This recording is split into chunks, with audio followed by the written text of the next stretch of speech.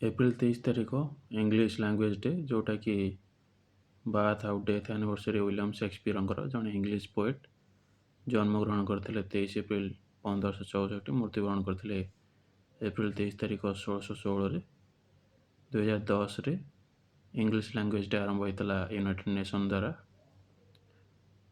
William ସେକ୍ସପିୟରଙ୍କର କେତୋଟି famous plays ଗୁଡ଼ିକ ହେଉଛି Romeo and Juliet, Hamlet, Macbeth, the tempest, the midsummer night's dream.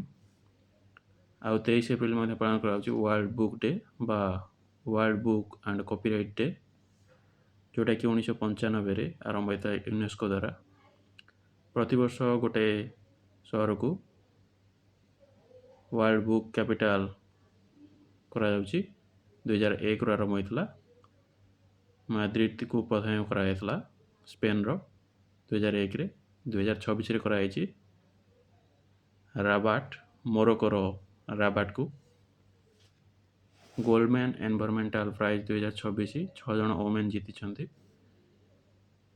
ଇରୋରୋ ତାନ୍ସି ନାଇଜେରିଆର, ବୋରିମ୍ Kim south କୋରିଆର, ସାରା Finch ୟୁକେର, TR ମାଟବାଉ Papua new ଗିନିର, ଏ Hurley ଯିଏକି ୟୁଏସ୍ର, ୱାଇଏମ୍ ବାଲାନ୍କୋ କଲମ୍ବିଆର।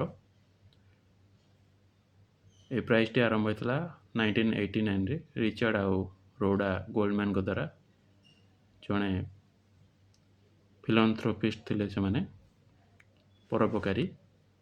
CP Radhakrishna ଯିଏକି vice president, ଇଣ୍ଡିଆର vice president, ସେ ପ୍ରଥମ ବାୟୋଲେଟରାଲ୍ ଭିଜିଟ୍ରେ ଯାଇଛନ୍ତି। ଇଣ୍ଡିଆର ଭାଇସ୍ ପ୍ରେସିଡେଣ୍ଟ ପ୍ରଥମ ଶ୍ରୀଲଙ୍କାକୁ ଜଣେ ଯାଇଛନ୍ତି ବାୟୋଲେଟରାଲ୍ ଭିଜିଟ୍ରେ 1920 ଏପ୍ରିଲ। ଶ୍ରୀଲଙ୍କାର କ୍ୟାପିଟାଲ ହେଉଛି କୋଲମ୍ବୋ, କରେନ୍ସି ହେଉଛି ରୁପି। ପ୍ରେସିଡେଣ୍ଟ ଅଛନ୍ତି AK ଦିଶାନାୟକେ, ଆଉ ପ୍ରାଇମ୍ ମିନିଷ୍ଟର ଅଛନ୍ତି ହରିଣୀ ଅମରସୁରିଆ। ଫିଡେକ୍ସ ଆଉ IIT ମାଦ୍ରାସ କୋଲାବୋରେସନରେ କମ୍ପ୍ଲିଟ୍ କରିଛନ୍ତି ଇଣ୍ଡିଆର first intracity drone delivery flight trial. କେଉଁଠି ନା ବାଙ୍ଗାଲୋର, କର୍ଣ୍ଣାଟକରେ।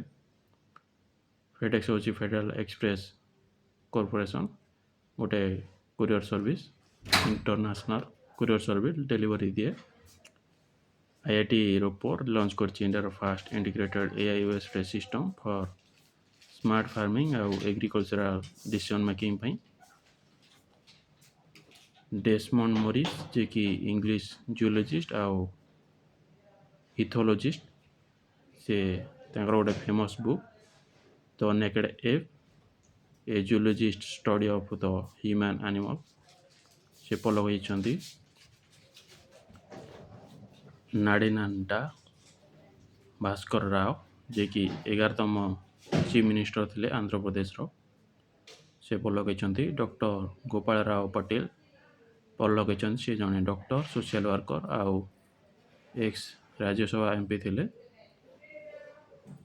ପପୁଲାର ଥିଲେ ଦେବ ମନୁଷ ନାମରେ, ତାଙ୍କ ଅର୍ଥ ହେଉଛି godly man. Young global leaders class of 2026 release କରିଛି ୱାର୍ଲଡ ଇକୋନୋମିକ୍ ଫୋରମ୍। ଏଥିରେ ଅଣ୍ଡର 40 ଏଜ୍ର ଲିଡରମାନଙ୍କୁ ବଛାଯାଏ। 118ଟା ଲିଡରଙ୍କୁ ବଛା ହେଇଛି 55ଟି କଣ୍ଟ୍ରିରୁ।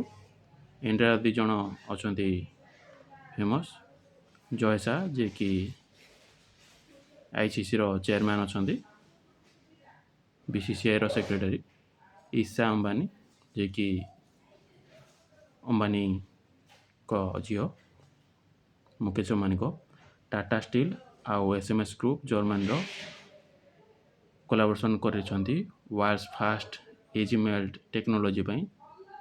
ଏଇଟା କେଉଁଠି କରିବେ ନା ଜାମଶେଦପୁର ପ୍ଲାଣ୍ଟ, ଝାଡ଼ଖଣ୍ଡରେ। ଏଥିରେ 50% CO2କୁ ଏମିସନ୍ ରିଡ୍ୟୁସ୍ କରାଯିବ। ଏଇଟା ଟାଟା ଷ୍ଟିଲ୍ର ପ୍ରୋଜେକ୍ଟ 2045 ନେଟ୍ ଜିରୋ ଇମିସନ୍ ଅନୁସାରେ ସିଏ ଆରମ୍ଭ କରିଛି। ଇସି ହେଉଛି ଇଲେକ୍ଟ୍ରିକାଲ ଆସିଷ୍ଟେଡ୍ ସିନଗ୍ୟାସ୍ ସ୍ମେଲ୍ଟର। ଶେଖା ଝିଲ୍ ବାର୍ଡ ସେଙ୍କ୍ଚୁରୀ, ଯେଉଁଟାକି ଇଣ୍ଡିଆର 99th ରାମସର ସାଇଟ୍, ଏଇଟା ଅଛି ଅଲିଗଡ଼, ଉତ୍ତରପ୍ରଦେଶରେ। ଉତ୍ତରପ୍ରଦେଶର 12ଟା ଟୋଟାଲ ହେଲା ଆକୁ ମିଶେଇକି, ଯେଉଁଟାକି ଇଣ୍ଡିଆର ସବୁ ଷ୍ଟେଟ୍ରେ ହାଏଷ୍ଟ ସବୁଠୁ ଅଧିକ ନମ୍ବରରେ। ବିଭା ପାଡଲକର ଯିଏକି MD ଆଉ CEO ଆପଏଣ୍ଟେଡ଼ ହେଇଛନ୍ତି HDFC ଲାଇଫ୍ ଇନ୍ସୁରାନ୍ସର ରିଆପଏଣ୍ଟେଡ଼ ହେଇଛନ୍ତି। କିରଣ ପାୱାର ଯିଏକି ହେଡ଼୍ କୋଚ୍ ଆପଏଣ୍ଟେଡ଼ ହେଇଛନ୍ତି ଆସାମର ସିନିୟର ମେନ୍ସ କ୍ରିକେଟ୍ ଟିମ୍ର। R-37 ମିସାଇଲ୍ ଯେଉଁଟାକି ରୁଷିଆ ଡେଭଲପ୍ କରିଛି, ଇଣ୍ଡିଆକୁ ଏକ୍ସପୋର୍ଟ କରିଛି।